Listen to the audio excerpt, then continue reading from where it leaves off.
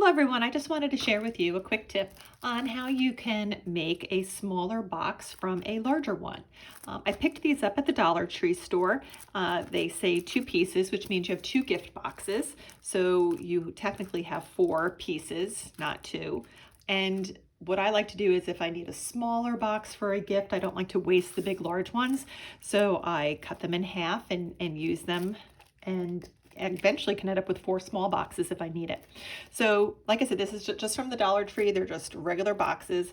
You just take one out and then fold it in half and crease it so you know where the middle of the box is. Once you've gone ahead and you crease that, then you can go ahead and put it down on your mat.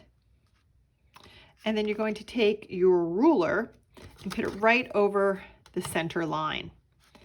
This is really important to have it centered because you want the top and the bottom of the box to be even when you close it.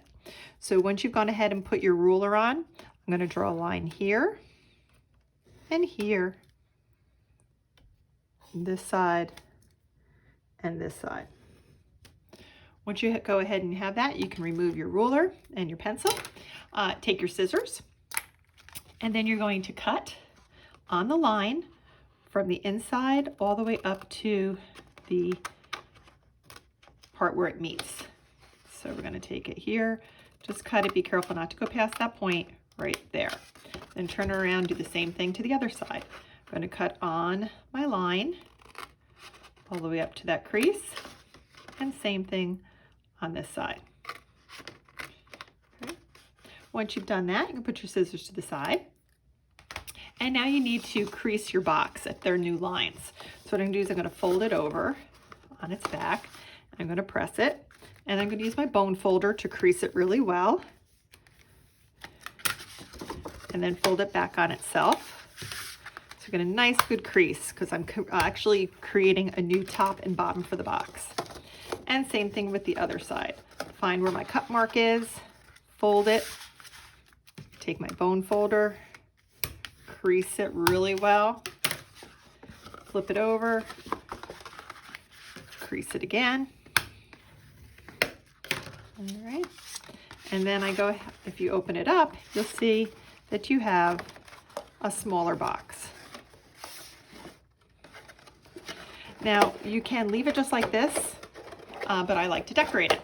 So before you tape the box closed and make it this permanent shape, I would go ahead and reopen this back up, lay it flat, and then put it on a mat. And then I use pens in order to draw something on here, or you can cut vinyl and decorate it that way. I already started making a box here. So what I'm going to do is I'm going to show you what it ends up completely done. I put some double stick tape here. I use red line tape because it's very strong. And I just put on the little tabs. So when I bring my box up, I just go ahead and let that tape take hold and create my new corner of my box, just like this.